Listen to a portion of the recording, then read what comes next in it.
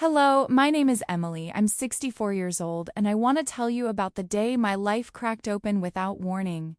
I decided to surprise my daughter-in-law at her workplace, just a small gesture, bringing her coffee and cookies like I'd done so many times before. But the moment I walked down the quiet hallway and heard my husband's voice behind our half-open office door, something inside me froze. I leaned closer, thinking maybe I was mistaken. But I wasn't. I stayed silent, holding my breath, and what I heard inside annihilated my world. Their whispered plans, their laughter, the way they spoke about my home, my life. It felt like the floor disappeared beneath my feet. I remember standing there, clutching that little bag of cookies, feeling my whole chest tighten as if I were watching my life from the outside. Nothing made sense. Nothing felt real. And yet, that single moment would become the beginning of the truth I could no longer ignore. What happened next changed everything, every choice, every breath, every step I took after that day. But before we continue, make sure to subscribe to the channel and tell me in the comments where you're watching from. I love reading your messages and discovering where everyone is from.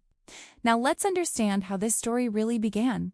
I decided that morning that I would surprise my daughter-in-law, Anna, at her workplace. It wasn't a special occasion. I simply woke up with that soft urge to be kind, the kind that usually fills my chest when I think of my family. So I brewed her favorite caramel hazelnut coffee, packed a small box of warm butter cookies, and drove downtown humming to myself. The sky was pale blue, washed out like a watercolor, and I remember thinking how gentle the day felt, how easy it was to believe life was stable, predictable, lovingly ordinary. Anna's real estate office sat on a quiet corner, with its flower boxes and golden logo on the glass. I always liked that place. It smelled of paper, perfume, and the faint scent of pine cleaner. It felt youthful, energetic, so different from the rhythm of my own home. I walked in with a light heart, smiling at the receptionist, who told me Anna was in her office finishing a call. I nodded, careful not to interrupt anything important. Her office door was half open. I lifted my hand to knock, ready to make her laugh with my sudden appearance. But then I heard a voice I knew better than my own heartbeat. My husband's voice. Robert. My hand froze midair. He shouldn't have been there. He had told me he was running errands across town. For a second, I thought I must have misheard. I leaned slightly, silently, and that single motion changed everything in my life. Anna whispered, "So, once it's done, what happens to her?" Robert replied casually, as if discussing the weather. "Once we sell her house, you'll get your pot, and she'll have nowhere else to go. She won't even understand what happened." A small laugh, hers, then his. A shared secret. I felt the box of cookies tilt in my hands, the warmth from the cup burning through the paper sleeve. I couldn't breathe for several seconds. I didn't blink. Their words floated in the air, cold as needles, and each one stabbed at something soft inside my chest. Anna murmured, almost amused, "She's so trusting. She won't suspect a thing. She doesn't need to," Robert answered. "She sign whatever we put in front of her. She always does." I don't remember choosing to step back. My body simply did it for me, moving with the instinct of someone pulling away from a fire. My heartbeat thudded in my ears. My palms were sweating. For a moment, I wondered if I had misunderstood. But no, I hadn't. The betrayal wasn't vague or accidental. It wasn't a mistake made in a moment of weakness. It was a plan. Built. Discussed. Sharpened behind my back like a weapon. I stood in the hallway, the light from the window tracing a long shadow of my figure along the floor. I felt like a stranger in my own story, someone watching her life from the outside. I forced my breathing to steady. I stared down at the coffee and cookies, my small, loving gesture, and felt foolish for bringing them. Foolish for being so eager to give, so eager to believe in the goodness of people who were using my softness as a stepping stone. I quietly placed the box and cup on a side table near the waiting chairs. My fingers trembled. I didn't trust my voice enough to speak, not even to myself. As I walked toward the entrance, my legs felt heavy, as if dragging through thick water. The receptionist waved. I tried to smile, but my lips barely moved. The street outside burst with sun, but inside me everything dimmed like someone had pulled shutters closed around my heart. I didn't cry. Not then. Shock has a way of freezing tears before they fall.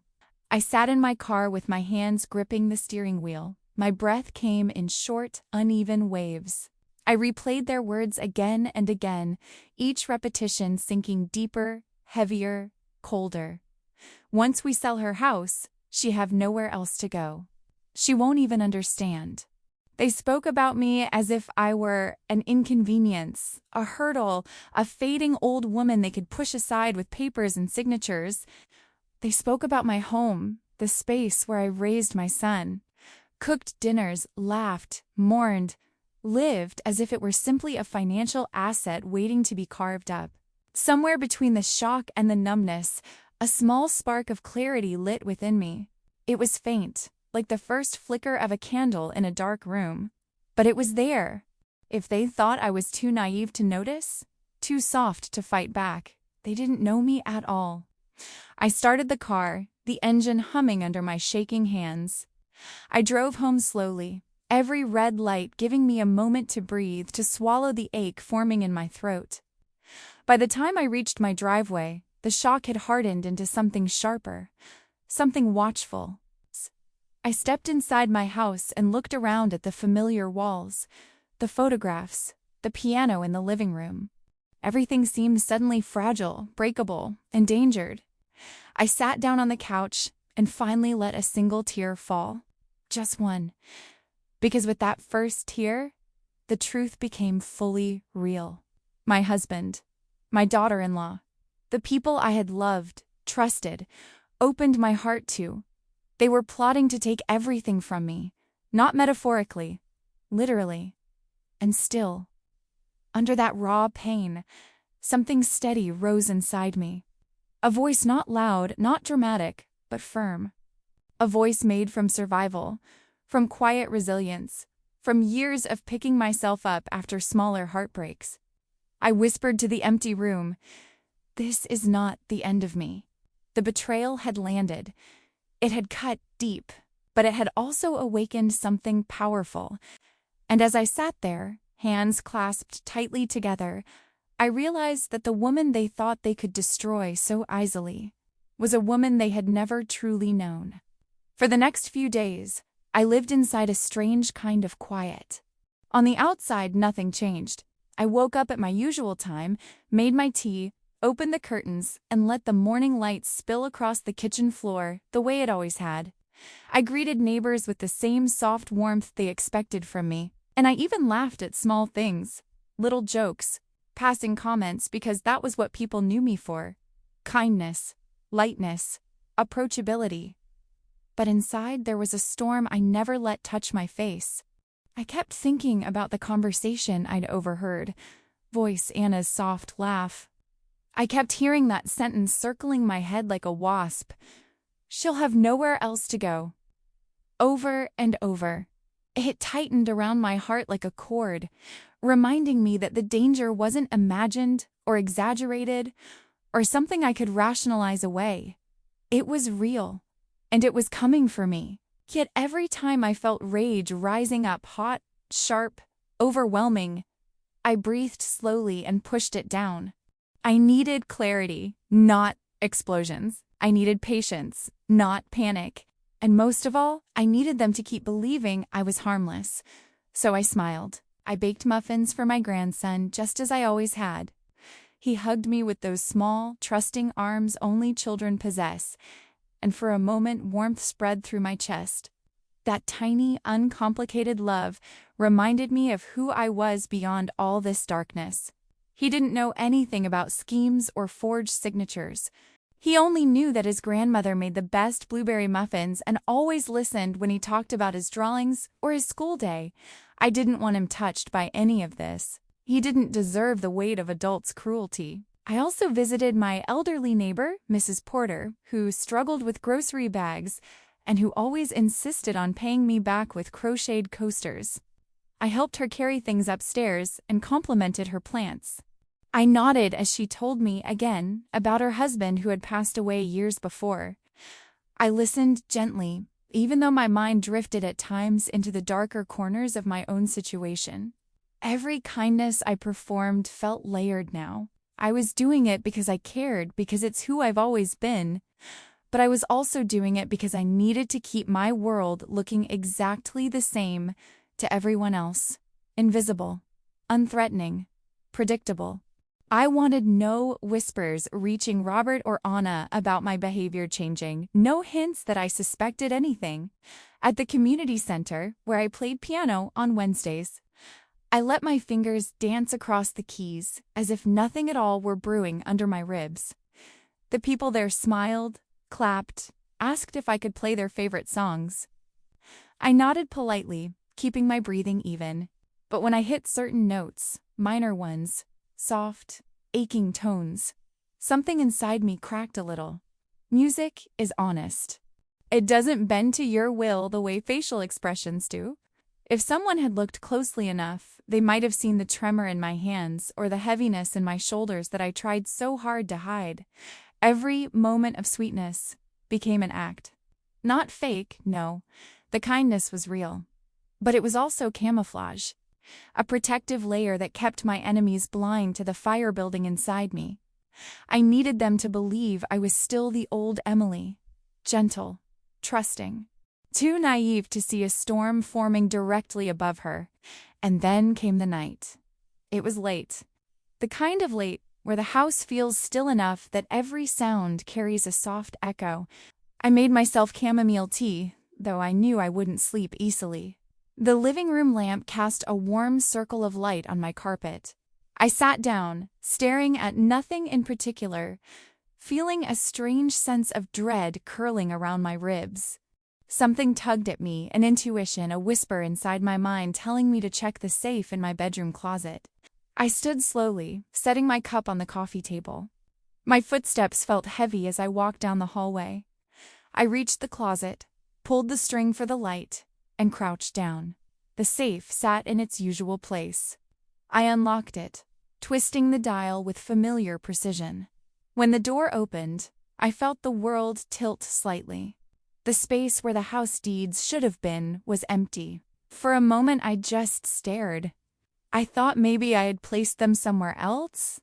Maybe I had moved them and forgotten. But no. I don't forget where my life's foundation is stored. I had checked those papers only 2 months earlier. They were right there, neatly tucked inside a labeled folder. I reached deeper inside, searching, touching every corner of the safe. Cold metal, empty space, a sinking feeling in my stomach. A tearing sensation began behind my ribs. I stood up slowly, swallowing against the dry ache building in my throat. My pulse thudded so loudly I could almost hear it echoing off the closet walls. I turned to the dresser and opened the drawer where I kept copies of important documents. My hands moved too quickly, fumbling papers, sliding envelopes aside. When I finally found a stack of older forms and lifted the one labeled deed copy, I felt a chill travel down my spine. My signature stared back at me, except it wasn't mine. It looked like my handwriting carefully imitated. Someone had practiced it, studied it, repeated it until they could replicate the curve of each letter, the slope, the spacing. But I knew. I knew instantly. The lines were too smooth, too confident, too deliberate. And the date my heart dropped when I saw it was from 3 weeks ago. 3 weeks ago, when Robert had gone out to help Anna with some paperwork. I felt the room sway. I had to steady myself against the dresser. A mix of nausea and disbelief punched through my chest. The truth solidified, no longer abstract or theoretical. They had already taken steps. They weren't planning, they were acting. And they had done it using my name. My hand shook as I traced the forged signature with my fingertip, not touching the ink, only the air above it. It felt like touching a bruise that wasn't on my skin, but somewhere deeper, somewhere tender and unprotected. A whisper escaped my lips, barely audible. "How could you, Robert?" The man I had shared dinners with, shared dreams with, shared a home with, he had broken into my safe or stolen my key, then stolen my identity on paper. He had taken something sacred, something that represented decades of sacrifice and stability. And Anna, she was right beside him, encouraging, enabling, laughing. I closed my eyes and inhaled shakily. I wasn't imagining anything anymore. I wasn't holding on to naive hope or wishing for explanations that didn't exist. This was not a misunderstanding, not a small betrayal. It was an attack. Carefully structured, legally framed, intentionally cruel. When I opened my eyes, a strange calm settled in my chest. Not peace, no. Peace was far away. But a calmness born from clarity. They had crossed a line they could never uncross. And I realized then that everything I did from this moment on would have to be deliberate, careful, strategic. My survival depended on it. I placed the forged document back into the drawer, closed it gently, and stood there for a long moment in the dim closet light. A part of me wanted to collapse onto the floor and cry until there was nothing left inside me. Another part wanted to scream, but neither would help me now. Instead, I whispered to myself, quietly but with certainty, I will not let them destroy me. The rage inside me no longer felt chaotic. It felt focused, clear-edged, controlled. And I knew, without needing anyone to tell me, that this was only the beginning. Dinner that night felt like sitting across from a stranger wearing my husband's face. I prepared the meal the same way I always did. Habit is a strange kind of comfort. Even when the world feels like it's sliding out from under your feet. The scent of roasted vegetables filled the kitchen, warm and familiar, but there was a coldness inside me that nothing seemed able to thaw. My hands were steady enough while setting the table, but inside my chest, a shaking had started the moment I found the forged signature, and it hadn't stopped since. Robert sat down with a casual sigh, loosening his tie as though he'd had a long day. He looked tired, but not in the way guilt makes a man tired. No, this was the weariness of someone who assumes the ground beneath him is secure, someone who believes he is in control. We ate in silence for a few minutes. The clink of utensils against plates felt unnaturally loud, like each tiny sound was echoing the tension lodged between us.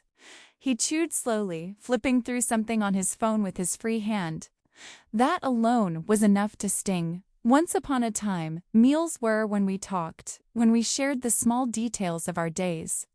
Now, I wasn't even sure he knew what mine looked like anymore. I watched him take a sip of water and set the glass down. My throat felt tight. My palms felt damp.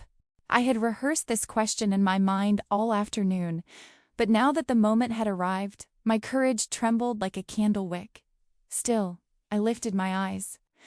I needed to know how far he'd fallen, or how far he'd always been, without me realizing. "Robert," I said softly, hoping my voice didn't betray the storm inside me. He glanced up, briefly, then returned to his plate. "Have you seen the house documents?" The fork paused just before it reached his mouth. He lowered it slowly, then wiped his mouth with his napkin in a movement so deliberate it sent a shiver of dread through me. When he finally looked at me, his expression was calm. Too calm. The kind of calm that comes not from innocence, but from preparation. "What documents?" he asked, his tone casual, almost bored. "The deed papers," I said, forcing myself not to look away. "The ones in the safe." For a heartbeat, nothing happened. Then he smiled, small, controlled, and deeply unsettling. "You probably misplaced them, Emily." He said my name in a gentle tone that didn't match the blade hidden underneath it. "You forget things nowadays." Something inside me cracked, not loudly, not visibly, just quietly, like a hairline fracture in glass that no one notices until the entire pane shatters. Because the lie wasn't the part that hurt the most. It was the way he said it softly, almost kindly, like he was doing me a favor by inventing a flaw that wasn't there. A flaw he hoped I would begin to believe. Gaslighting works best when delivered with tenderness. I stared at him, studying the faint lines around his eyes, the familiar shape of his mouth. I used to know that face better than my own. Now I couldn't tell where the man I loved ended and the stranger standing in his place began. I didn't misplace them, I whispered. He shrugged, as though the subject were trivial. Well, I haven't touched anything in the safe. If they're not there, you must have moved them. Each word tightened around my throat like invisible hands. He wasn't denying it in panic. He wasn't fumbling for excuses. He wasn't stumbling or contradicting himself. He was calm because he felt safe lying to me, because he believed I was too trusting, too gentle, too small to challenge him. "Robert," I said again, my voice barely steady. "Please, if you know something." He cut me off with that same soft smile. "Emily, you're tired. You've been stressed lately. It's understandable to mix things up." The worst part was that he said it with affection, as if he were comforting me, as if I were fragile, as if my grasp on reality were slipping. My hands trembled under the table. I curled them into fists to quiet the shaking. "Okay," I said at last. Though the word tasted like ash in my mouth, he nodded, satisfied, and returned to eating as though nothing significant had happened. But something had. The final thread of trust that held us together had snapped, quietly and irrevocably. After dinner, I cleaned the dishes while he watched TV in the living room. I could hear the muted sound of a comedy show, occasional audience laughter drifting through the hallway. I wondered how he could laugh, how he could sit there so comfortably knowing what he had done. Or maybe he didn't think he had done anything wrong. Maybe he genuinely believed he deserved everything he was taking from me. That thought made my chest tighten painfully. Later that evening, I stepped outside to take out the trash, needing a moment to breathe. The night air was cool and carried the faint smell of pine and distant rain. I wrapped my sweater tightly around me, trying to calm the frantic pulse fluttering in my throat. I didn't hear Lily, my neighbor, walk over until she spoke. "Emily? Are you all right?" Her voice was soft, concerned. I turned to see her standing near her porch light, her arms folded against the chill. She had always been perceptive, one of those people who could sense sadness, even in the spaces where you tried to hide it. I managed a small smile. "Just tired." She hesitated before stepping a little closer. Her eyes scanned my face in that gentle way she had, like she was afraid touching the wrong emotion might make me break. "I hope this isn't overstepping," she whispered, lowering her voice, "but I saw Robert downtown twice this week." My heart froze. She continued, her expression tightening. "He was meeting with someone. A lawyer, I think." A faint ringing filled my ears. Lily touched my arm lightly. I didn't want to assume anything, but it didn't look like normal business. He looked nervous, distracted. Nervous, distracted. Meeting a lawyer. Twice. My stomach twisted.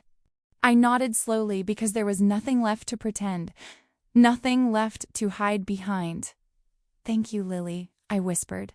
"I appreciate you telling me." She squeezed my hand, worry clouding her eyes. "If you ever need anything at all, I'm right here." When I returned inside, Robert was still on the couch, laughing at something on the television. His voice felt like knives sliding along my spine. He had met with a lawyer. He had forged my signature. He had lied to my face and looked me in the eyes while doing it, and yet, sitting there, he still looked so ordinary, so familiar. That was the part that terrified me most. Before going to bed, I stared at his profile from the hallway. The shape of his shoulders, the curve of his jaw. The man I had trusted with my entire life. But now I knew the truth. The danger wasn't coming. It was already sitting in my living room. I didn't become brave all at once. It happened in small, deliberate choices, quiet gestures that looked harmless on the outside but carried entire storms beneath them. If Robert and Anna thought I was naive, then that illusion would become my armor. My softness would be my disguise. My silence would be the space where truth gathered its strength. So I began collecting evidence. Not with dramatic flair, not with shaking hands or frantic energy, but with a steady, controlled determination I didn't even know I still possessed. Every step had to be gentle, invisible. Every movement had to look like kindness rather than suspicion. And so I played the part one had been assigned. The sweet, aging woman who brought muffins, soups, and unnecessary courtesy. It wasn't difficult. I had spent a lifetime caring. Now, that care had a purpose. The first opportunity came at Anna's office. She hadn't expected me to stop by again, especially after the awkwardness of my last surprise visit, but I chose a day when I knew she'd be overwhelmed with clients. I carried a small thermos of homemade soup, the one her son loved, and told myself I was simply being polite. But inside, my heart was drumming with purpose. When I entered, Anna greeted me with that tight-lipped smile she reserved for situations she couldn't control. She looked almost startled, as if the universe had failed to warn her I was coming. Her hands fluttered briefly over her desk, rearranging papers, closing a drawer, straightening a pen that didn't need straightening. "Oh, Emily," she said, her voice coated in strained warmth. "You didn't have to come all the way downtown." "I know," I answered, placing the thermos gently on her desk, "but I wanted to bring you something warm. You've looked tired lately." Her shoulders softened, just a little.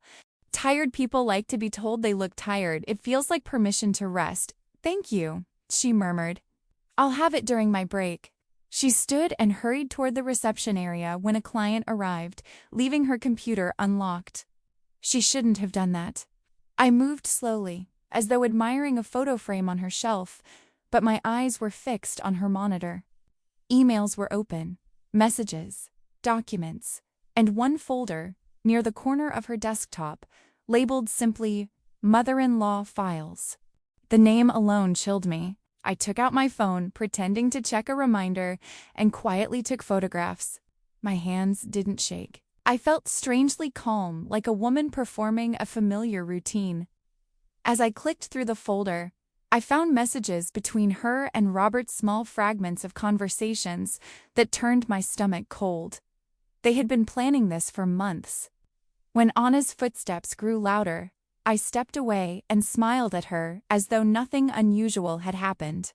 "I'll let you get back to work," I said, squeezing her hand before leaving. "Rest when you can." The softness in my voice was genuine, but the steel beneath it surprised even me. That night, after I returned home, I spread the photos across my bed like pieces of a puzzle I hadn't realized I'd been assembling. There were messages discussing property transfers, notes about forged paperwork, screenshots of my signature laid beside the doctored version, even a draft email to a lawyer explaining why I supposedly no longer had the cognitive stability to manage complex decisions. I read every word, even when my vision blurred with tears. But the worst discovery came later, almost accidentally. I was going through the images one more time when I noticed a reference buried in an email attachment labeled medical_fitness_report, docs. My breath hitched as I opened the photo. It wasn't just property they wanted to steal. They planned to use my own medical records against me, claiming I was mentally unfit to manage my affairs. They wanted the world to believe I was lost, confused, incapable. They wanted to erase me. My hands flew to my mouth, and I felt the weight of betrayal settle deep into my bones. It wasn't just greed. It wasn't just deception. It was annihilation. I sat on the edge of my bed, one hand clutching the blanket, the other gripping my phone so tightly my knuckles turned white. My heart felt too large for my chest, too cracked and heavy to continue beating. For a long moment, I just stared at the evidence scattered around me. Everything I had loved, everything I had built, Everything I thought was safe, laid bare, and threatened by the two people who should have protected me. The betrayal wasn't loud. It didn't scream. It seeped in softly, like poison. Eventually I rose, gathering the documents with a quiet, methodical precision, storing them in a folder I hid beneath the loose floorboard in my closet. I knew I'd need them soon, but first, I needed to face myself. I walked to the bathroom, turning on the dim overhead light. Shadows softened the edges of my reflection, but nothing could hide the truth in my eyes. They were red, swollen, and shining with a mix of anger, sorrow, and something else, something fiercer, a tiny flame of defiance. I gripped the sides of the sink and leaned closer. My breath trembled as I exhaled. For years I had been gentle, patient, forgiving. But betrayal has a way of reshaping a woman, quietly sharpening her, quietly awakening something she didn't know she still had. I let my fingers trace the lines on my cheeks, the faint softness around my mouth, the small signs of age that Robert had once kissed tenderly. Those same signs he was now using to claim I was unfit. A different kind of fire lit inside me. I wasn't fragile, I wasn't confused, I wasn't lost. I was wounded, and wounds, when tended with resolve, become armor. I stared into my own eyes, letting the silence settle around me. My voice came out as a whisper, steady, certain, and anchored in a truth that felt newly born. You picked the wrong woman to destroy. The words didn't echo. They didn't need to. They belonged to me now. And I knew in that moment, with a depth that reached something ancient inside me, that I would not only survive this, I would make sure the truth came to light, even if it meant walking through fire to get there. Helen arrived on a Thursday morning, just as the sun was pushing through the thin winter clouds that made everything look a little washed out, a little softer than reality. She walked into my kitchen carrying her usual leather tote bag, the one that always smelled faintly of old paper and peppermint candies, and placed it gently on the table. She didn't waste time with small talk. Instead, she reached for my hands. One of those gestures she always did when the world felt suddenly too heavy, and said quietly, "Emily, whatever they're planning, we're going to get ahead of it." The reassurance should have comforted me, but instead it loosened something in my chest that had been keeping me upright for weeks. I felt my throat burn with unshed tears. I didn't cry, not yet, but my voice wavered as I whispered, "I don't understand how we got here, Helen. How can someone you share a bed with, someone you trusted, look at you and decide you're disposable?" Helen squeezed my hands, her eyes softening. "People show their true character when they think no one's watching. And sweetheart, they think you're not watching. Good. Let them believe it." She opened her tote and pulled out a neat stack of folders, each labeled with small handwritten notes. "Let's go through everything," she said. "Every message, every forged signature, every whisper you've recorded. We need a complete timeline, and we need it organized in a way a judge can follow without confusion." So I sat across from her, hands trembling as I laid out the evidence I'd spent weeks collecting. It felt strange, like unpacking pieces of my own heartbreak and placing them on the table to be cataloged. There were printed emails between Anna and Robert talking about transitioning ownership smoothly. There were the photographs I had taken of pages with my forged signature, my name curved in a way that was almost correct, yet not quite. There were the audio notes of conversations I'd pretended not to hear, Robert's quiet, irritated voice saying things like, "She'll be easier to handle once the paperwork goes through." Every time Helen read or listened to something, her jaw tightened, her eyes sharpening not with anger, but with a kind of cold, measured focus that reminded me she hadn't lost a bit of her old legal mind. "They're overconfident," she muttered at one point, flipping through a transcript I'd written by hand. "They're sloppy, and sloppy people make mistakes." Then she looked at me, really looked at me. "Emily, what you've done here, this is exactly what we needed. Clear, discreet, strategic. I'm proud of you." Her words hit a place inside me I didn't even know was starving. To be believed To be seen felt like sunlight on frostbitten skin. But she warned me too. You must act normal. Completely normal. No anger, no accusations, no sudden changes. Keep cooking meals, keep smiling, keep letting them think they're outsmarting you. If they sense you're building a case, they'll escalate. And so I did exactly as she told me. That evening, I made a pot roast for dinner, just the way Robert liked it, with rosemary and those little potatoes he used to ask for when we were newly married, back when we still laughed about things that didn't matter. I set the table, lit a candle, and placed a cloth napkin at his seat as though I were still the woman who lived for small rituals. When he walked into the dining room, he looked pleased, almost triumphant, and it made something inside me twist. I smiled anyway. Long day? I asked gently. He shrugged as he sat down. Nothing I can't handle. His tone was casual, but there was an undertone, something like anticipation, or perhaps arrogance. He thought he'd already won. I'm glad you're taking care of things for us, I told him. My voice was light, almost airy. It sickened me how easily he accepted my performance.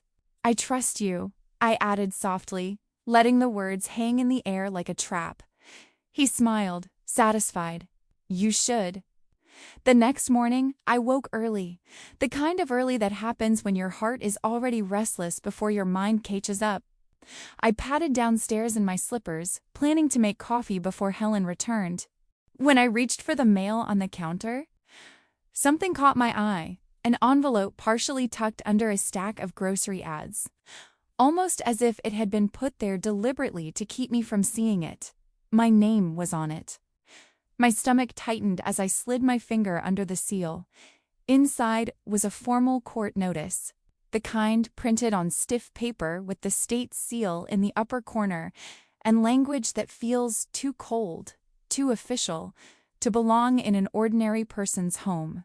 I read the words once, then again, and then a third time because my brain refused to accept them. Robert had already filed for sole ownership of our home. Not requested, not discussed, not planned for some distant future. Filed. Filed with supporting claims that I had lost capacity, that I was increasingly forgetful, that I was unable to manage financial or legal decisions independently. He had signed his name beneath statements that painted me as fragile, unstable, incompetent. I pressed my hand to my mouth, trying to swallow the sound that rose in my throat. It felt like my heart fell through the floor. My fingers shook so violently I nearly dropped the paper. For a long moment I couldn't breathe. Not from fear, though there was plenty of that, but from the sheer force of betrayal. A hollow, echoing kind of pain that made my knees soften until I had to lean against the counter just to stay upright. When I finally moved, it was slow, deliberate, as though each motion had to be relearned. I reached for my phone, dialing Helen with trembling hands. She answered on the first ring. Emily? I tried to speak, but my voice broke. He filed, I whispered. There was a silence, sharp, controlled, before she responded. I'm on my way. While I waited for her, I stood at the kitchen window, watching a small bird hop along the fence outside. The simplicity of its movement, so light, so unaware of the heaviness pressing down on me, made my eyes sting. I placed the notice gently on the table, smoothing out the creases I'd inadvertently made. By the time Helen arrived, I had composed myself, at least enough to breathe without shaking. She read the notice carefully, her expression darkening with each line. This is serious, she said softly, but it's also good. Now we know exactly what he's claiming, and we can build around it. You're not alone in this, Emmeline, not for 1 second. Her words steadied me. Because somewhere beneath the fear, beneath the heartbreak, beneath the disbelief, there was a rising ember of resolve. If they wanted to take everything from me, they were going to learn something important. I was not the quiet, easy, to-manipulate woman they believed I was. I was still here, still standing, still fighting. And the story wasn't going to end the way they planned. When I walked into the community TV station for the first time, it felt almost surreal. The building was small and unassuming, tucked between a laundromat and a bakery, the windows fogged slightly from the heat inside. I had passed it hundreds of times without ever imagining I would one day volunteer there. But that morning, as I stepped through the glass doors and introduced myself to the coordinator, a cheerful woman named Marcy with bright red glasses and an easy laugh felt something shift inside me, a quiet determination, a gathering of inner strength I hadn't realized was still there. "I'd like to help in any way I can," I said, keeping my voice soft, almost hesitant, as though I were just a lonely older woman searching for a pastime. And in a way, that was exactly what I wanted them to see. Marcy clapped her hands excitedly. "We always need volunteers. We're so happy you're here. Come on, I'll show you around." She toured me through the small studio, the editing room filled with blinking monitors, the sound booth that smelled faintly of dust and electricity, the storage closet overflowing with tangled wires and forgotten props. Everyone I met greeted me warmly. They didn't know what I was planning. They didn't need to. To them, I was simply Emily, the sweet older woman with soft eyes and a gentle smile, eager to help. But inside, I was already piecing together the next steps. That afternoon, when I told Helen what I had done, she gave me a slow, proud smile. "If they want a show," she murmured, her voice rich with both approval and irony, "then give them one." Her confidence in me lit a spark I hadn't felt in years. Over the following weeks, I settled into a routine at the station. I swept floors, sorted community announcements, helped set up microphones, and brought baked goods for the young interns who always seemed exhausted. I learned the rhythm of the place without drawing attention to myself. People spoke freely around me, even carelessly at times, because I blended into the background in a way only older women truly understand. It's a strange kind of invisibility, painful, yet useful. It's a cloak you can wear when you need to move unnoticed. Every evening, after volunteering, I met with Helen at her kitchen table. We drank chamomile tea while she reviewed documents and updated spreadsheets. She treated the situation like a court case, methodical, precise, relentless. Meanwhile, I played my role with careful softness, keeping my voice steady, my smile gentle, my movements calm. Let them think they were winning. Let them think I had surrendered. What they didn't know was that I had quietly opened a separate bank account funded by a small rental property I had kept entirely in my name since before my marriage. Robert never cared about it. Back in our early years, he had waved dismissively at the documents when I first inherited the property from my aunt, saying, "Do whatever you want with it, Em." His indifference had become my lifeline. Now, each time I transferred funds, I felt a warmth spread through my chest. Not greed, not triumph, something gentler. Something that felt like claiming myself again. By late March, my plan was taking shape. The evidence was organized. My finances were secure. And the most important part, the part Helen and I had spent hours discussing, was ready, waiting patiently for the perfect moment. Then one morning, a thick ivory envelope arrived in my mailbox. The return address belonged to Anna's real estate company.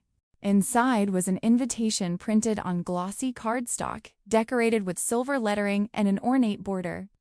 Hawthorne Realty Annual Charity Gala, a night of excellence and compassion. At the bottom, in elegant script, a line announced, "Honoring our own, Anna Reynolds, recipient of the Excellence in Integrity Award." My breath caught. I read the words again, slowly, each one sinking into me like tiny shards of ice. Integrity. Of all things, integrity. I imagined her receiving the award with that polished smile she always wore, the kind that never quite reached her eyes. I imagined her standing on stage, basking in applause for virtues she didn't possess.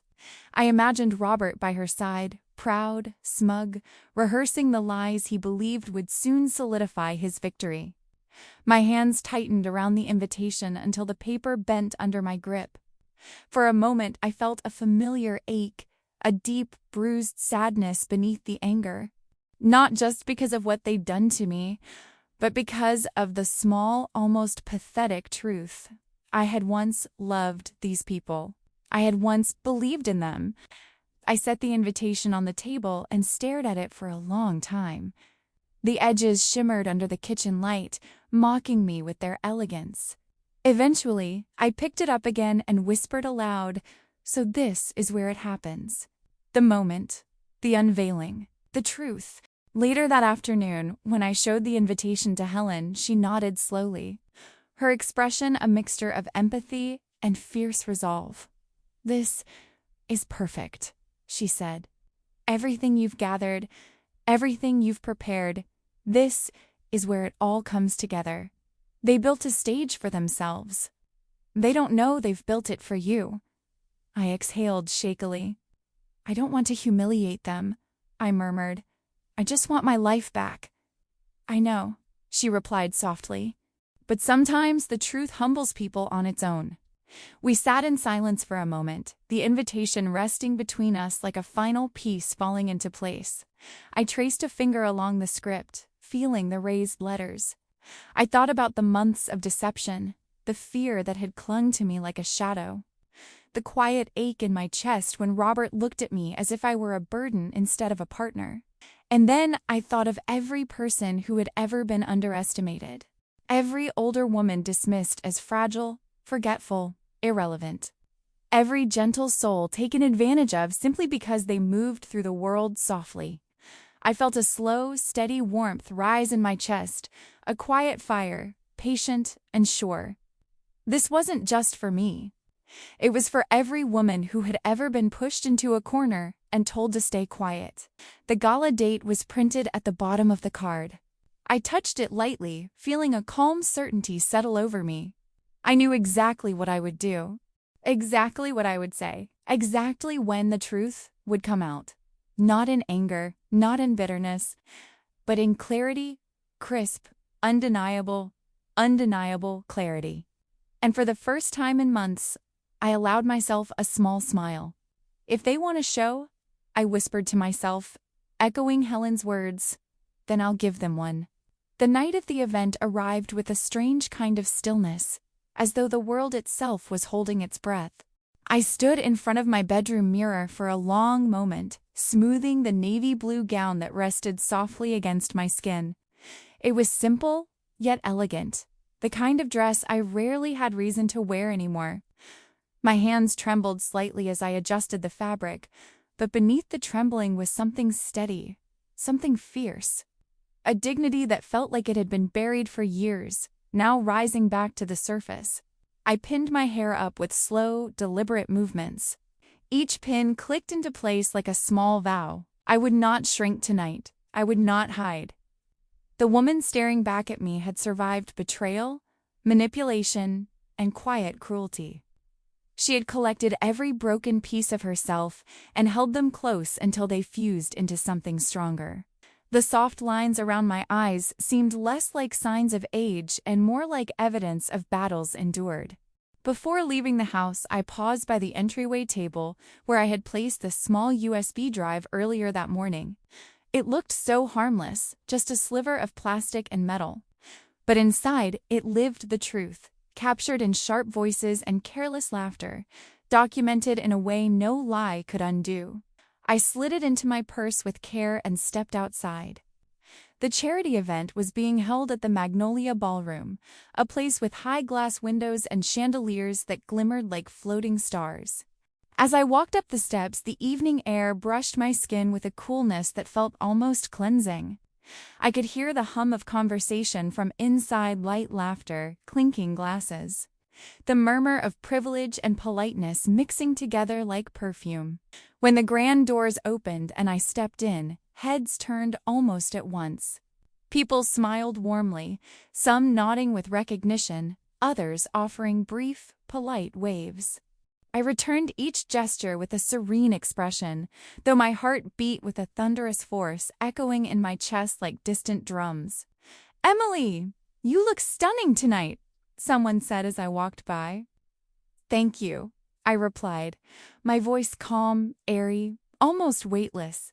But inside, I could feel the tremors of anticipation building, curling around my ribs, pressing upward.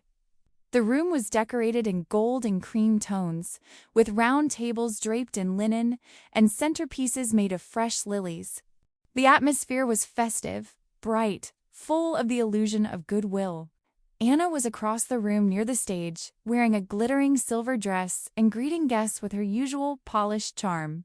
Robert stood beside her in a perfectly tailored suit, smiling with the confidence of a man who believed he had already won.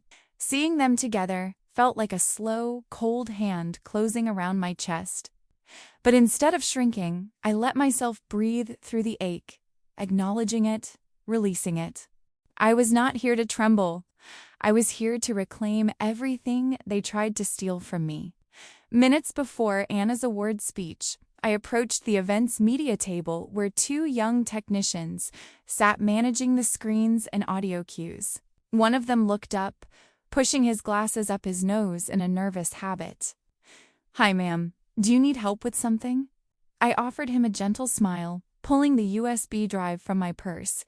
"Yes," I said softly. "This is the tribute video for Anna's award. Could you please play it when it's time?" He glanced at the label on a tribute video, then nodded. "Of course! We have a slot right before her speech. I'll load it now." "Thank you," I whispered, though my voice felt far away, floating somewhere between fear and certainty. As I stepped back into the ballroom, I felt the weight of the next few minutes settle onto my shoulders. Everything I had endured, everything I had discovered, every lie they had told, everything had led to this moment. The quiet, patient build of a storm ready to break open. The lights dimmed suddenly, signaling the beginning of the awards ceremony. Soft music played, and the host walked on stage with a wide smile and rehearsed enthusiasm. He spoke about community values, generosity, and integrity, words that twisted in my stomach as I watched Robert and Anna hold hands proudly at their table. "And now," the host announced, "we present the Excellence in Integrity Award to one of our own, Anna Reynolds." Applause erupted, cameras turned, people beamed. Anna stood, smoothing her gown, feigning humility with a downward tilt of her head. Robert placed a supportive hand on her back.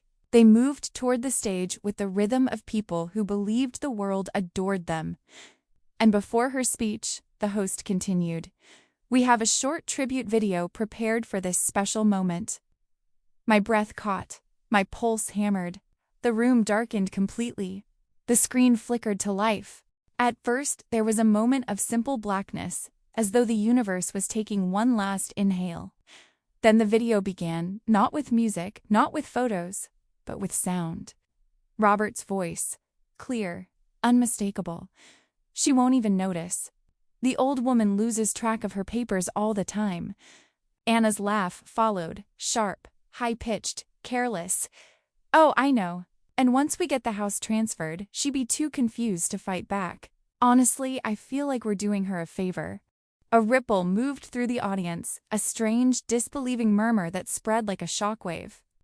The screen then showed blurred footage of them sitting at Anna's office's desk. Their faces were illuminated under harsh fluorescent lighting, leaning in conspiratorially. I remembered exactly when I had taken that recording. Anna had left the window blinds slightly open, and I had captured it through the glass from the sidewalk below. Robert's voice continued, "We'll file the medical incompetency claim next week. By then, she'd have no legal grounds." Anna smirked. "Perfect. The sooner the better. That house is worth a fortune." Laughter. Cold. Unrestrained. Cruel. When the video ended, the screen faded into silence. Silence so deep, it felt like the room had stopped breathing. The lights rose slowly, hesitantly, almost as if afraid to reveal what remained. I stood still, willing my hands to remain steady, my expression calm. Faces around me shifted from confusion to horror to outrage.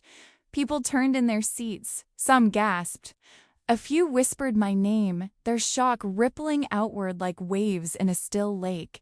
Robert was pale, frozen in place, his mouth slightly open. Anna's face had drained of color, her fingers trembling at her sides. No one clapped. No one smiled. No one knew what to say. The truth had filled the room, heavy and undeniable. And I stood there in my navy blue gown, with dignity burning through me, like a quiet flame steady, unwavering, finally claiming my voice without speaking a single word. When the lights rose and the room began to understand what it had just witnessed, it was as though a thin, cold veil had been lifted from every face. The elegant tablecloths, the glittering chandeliers, the soft music drifting from the speakers, all of it suddenly felt out of place, like a stage set built around the wrong story. People stared at the screen, then at Anna, then at Robert, as if trying to reconcile the polished image they had known with the ugliness they had just heard. Anna's face drained of color first. Her lips parted slightly, but no words came out. She took a small, stumbling step backward, her heels wobbling, her fingers clutching at the edge of her silver gown as though she needed fabric to anchor her to the earth. Her eyes darted rapidly across the room, searching for someone to blame, someone to save her, someone who would still believe her. But the room had already turned. Trust, exposed to light, can evaporate in seconds. Robert reacted differently. He stiffened like a man caught under a spotlight he never expected to face. His mouth opened in a strained half-smile, an expression that collapsed almost immediately under the weight of silence. Then he tried to speak, first a small noise, then a louder one, then a sentence that stumbled and tripped over itself. This is out of context," he blurted. "This video, it's edited. This is ridiculous. Emily, what did you—" He stopped, realizing how many eyes had turned toward him now with open suspicion, some with quiet disgust. A collective gasp rolled through the audience as though carried on a single breath. Reporters who had been sitting near the back local news teams covering the charity event suddenly rose from their seats, cameras swinging forward like eager, hungry birds. A few of them recognized me from the community station where I volunteered. Their expressions softened with familiarity, then hardened again with professional alertness. One stepped closer. A woman with sharp eyes and a soft voice, someone who had once interviewed me about a senior arts program. "Mrs. Davis," she called gently, but loud enough for the room to hear. "Is this real? Is the footage authentic?" I felt the question settle inside me like a final stone placed on a foundation I had been building quietly for months. I lifted my chin, my hands steady at my sides, my heart finally beating in a rhythm that felt like truth. "Every second of it," I replied. My voice was calm, almost too calm, considering the storm unraveling around us. But it was a calm born not of detachment, but of clarity. The kind of clarity that arrives only after surviving the kind of hurt that strips you down to your core. Robert snapped. He stepped forward aggressively, pointing at the nearest reporter. "This is a misunderstanding?" he shouted, each word shaking with panic. "You don't know what you're talking about. She's making things up." Security guards moved quickly toward him, perhaps sensing the crack in his composure before he even understood it himself. One reached for his arm, guiding him back gently, but Robert jerked away violently. "Don't touch me!" he barked. He turned toward me, his face twisted with a fury I had seen only in private moments, moments he had assumed would never be witnessed by anyone else. "Emily, how could you do this? After everything He didn't finish. His voice cracked, and something inside him seemed to collapse. The guards stepped in again, this time firmer, as he tried to argue, tried to reclaim control, tried to build a lie out of air. But the truth was already etched into every face in the room. He had nowhere left to hide. They escorted him out as he sputtered protests, his voice diminishing as the doors closed behind him. Anna remained frozen on the stage steps, her arms wrapped around herself as though she were suddenly cold. She looked small, smaller than I had ever seen her. For a moment, I wondered whether she understood the full magnitude of what she had done, whether remorse flickered anywhere behind those frightened eyes. But then I saw it, the subtle twitch of her jaw, the rapid blink of denial. Not remorse. Not yet. Shock first, denial second, consequences later. The host of the ceremony stood helplessly beside her, his face chalk white, unsure whether to end the event, apologize, or pretend something normal could still happen. I stepped forward on steady feet, not quickly, not triumphantly, just with quiet purpose. The sound of my heels echoed through the uneasy silence, each click marking a step away from fear and towards something I hadn't dared name yet: freedom. A microphone rested at the podium, abandoned by Anna when the video began. I placed my hand on it gently, feeling the cool metal under my fingertips. 100 faces turned toward me, but for the first time in months, I didn't feel small beneath their gaze. I felt seen. I exhaled once, a soft, slow release of months of pent-up disbelief, heartbreak, and resilience, and began to speak. Kindness, I said, my voice steady, should never be mistaken for weakness. The words left my mouth with a warmth that surprised even me. They weren't angry. They weren't vengeful. They were a truth I had learned the hardest way possible, through betrayal, through deceit, through the quiet torture of being underestimated by the people I trusted most. There was a pause, a long, quiet moment where I could feel the entire room absorbing the sentence, letting it sink into the cracks the video had carved. Then someone clapped. Just one person at first, tentatively, uncertainly, then another, and another.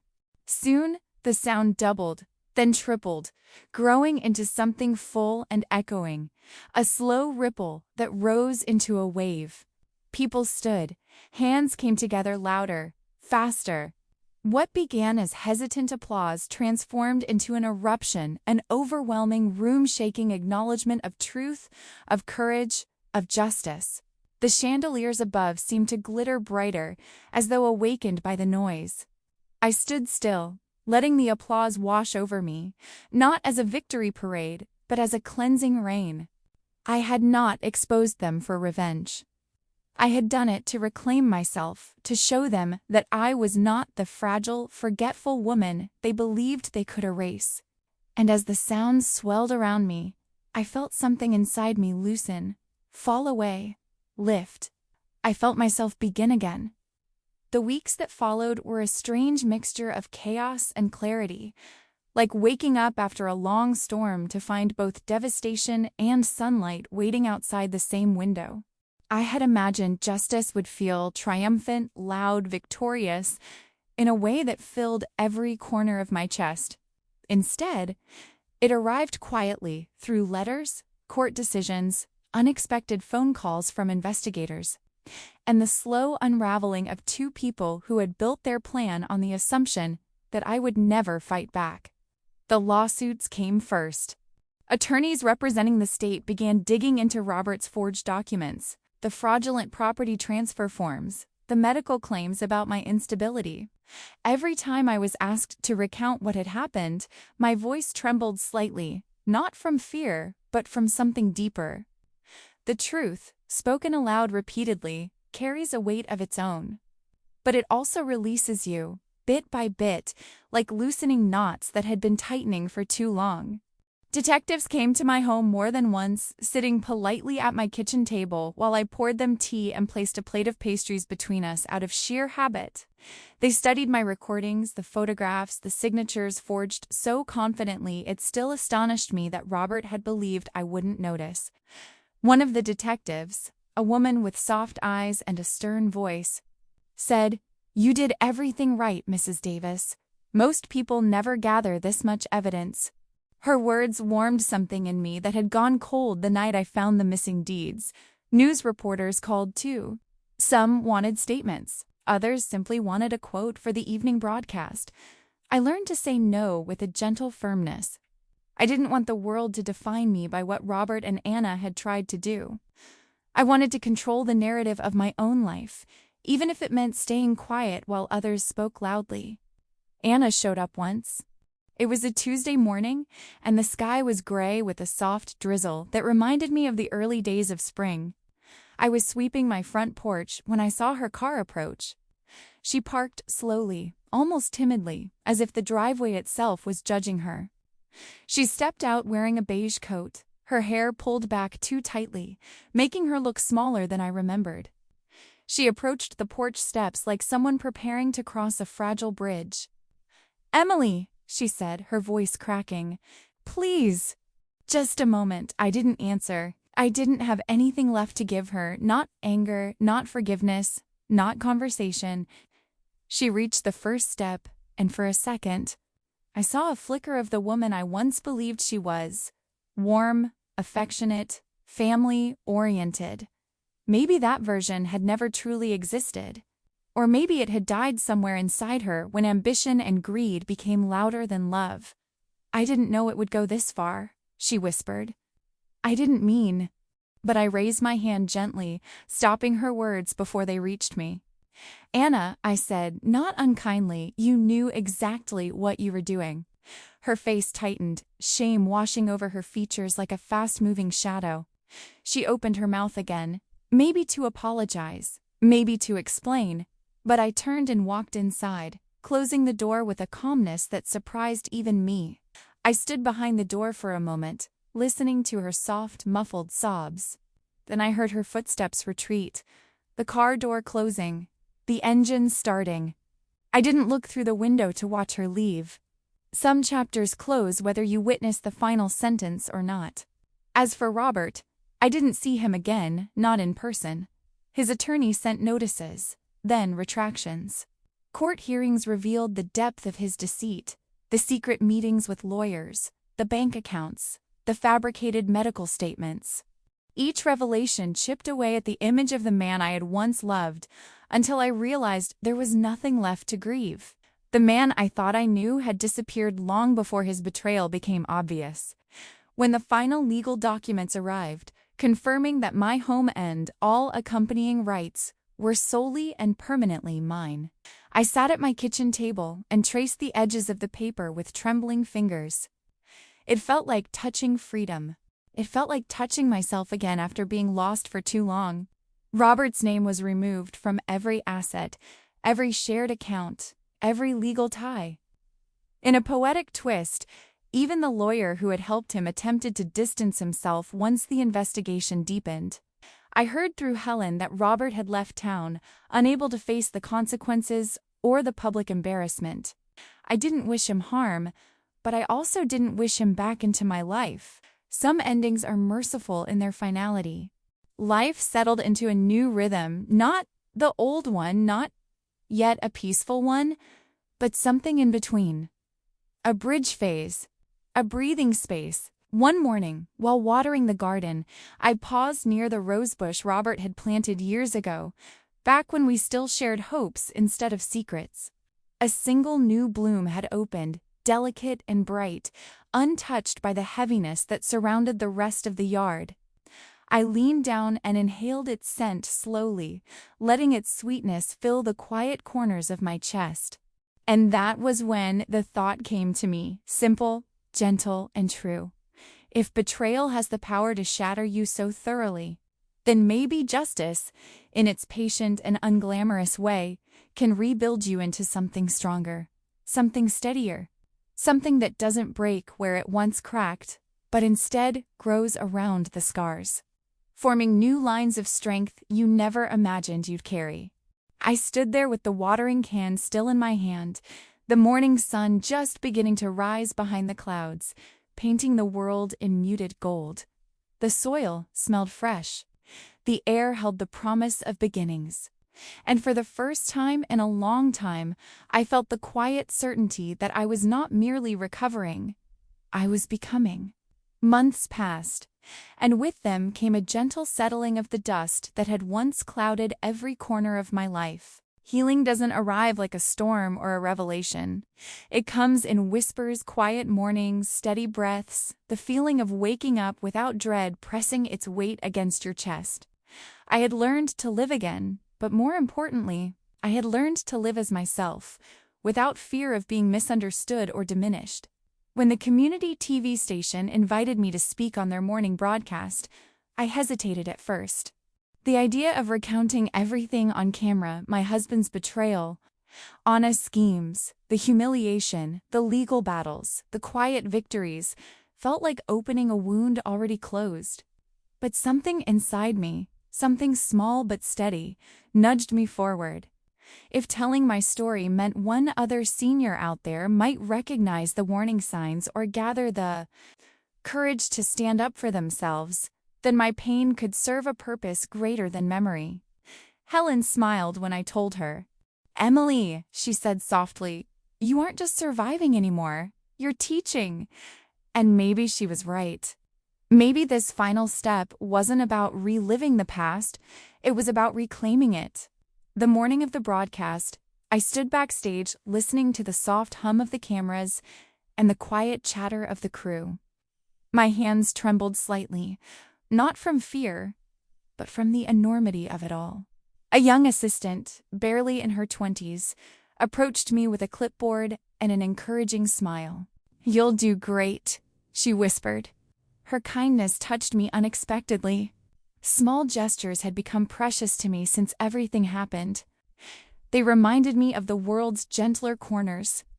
When the host introduced me, I stepped into the bright studio lights. They were warm, almost comforting, like the sun on a spring morning.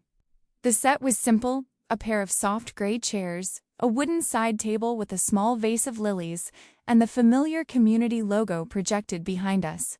As I sat down, I could feel the weight of my journey settle around me, not as a burden, but as a story ready to be told.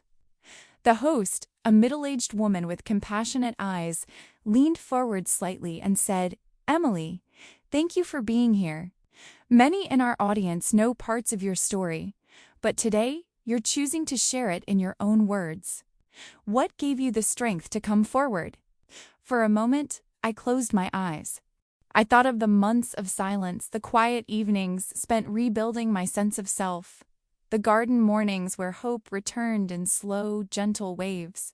And then, with a calm that felt earned rather than learned, I answered. "I came forward," I said, "because silence protects the wrong people." Her eyes softened and she nodded slowly. "Can you tell us," she continued, "what was the turning point? The moment you realized you needed to fight back?" I took a breath. It wasn't one moment. It was many small ones, paperwork missing, whispers at the door, the way I was spoken to as if my confusion were a fact rather than a tactic. It was the moment I looked in the mirror and didn't recognize the woman staring back at me. That's when I knew I had to choose myself, even if no one else did. I spoke for nearly half an hour. I told them about the documents, the betrayal, the recordings, the charity event, the aftermath. I told them about fear, how it had lived inside me like a quiet tenant, renting space in my chest until I finally evicted it. And as I spoke, something remarkable happened. My voice did not tremble. The phone lines lit up. I could see the call center volunteers behind the glass wall, lifting receivers faster than they could set them down. The host signaled the producer, who nodded and held up a handwritten note. "Calls pouring in, keep going." We took a few live calls. An elderly man with a soft rasp in his voice told me he'd been hiding the same kind of fear for years. A woman called in tears, saying she finally understood that what she'd been experiencing wasn't forgetfulness, but gaslighting. Another caller simply said, "Thank you. Thank you for proving we are not invisible." Their words reached me with a force I hadn't expected. I felt something warm expand in my chest, something both fragile and powerful. Belonging, maybe, or purpose. When the segment neared its end, the host turned to me with a grateful smile. "Emily, if you could leave our viewers with one thought, one message to carry with them after today, what would it be?" I looked straight into the camera. The lights felt softer now, or maybe I had simply stopped being afraid of them. For the first time in a long time, I felt tall, not because of height, but because of truth. When you lose everything false, I said, you finally find what's real. For a heartbeat, the studio fell completely silent. No papers rustling, no whispers from the crew, just a quiet stillness. As if everyone inside the room had stopped to breathe in the same moment. And then the applause began, soft at first, then warm, then full.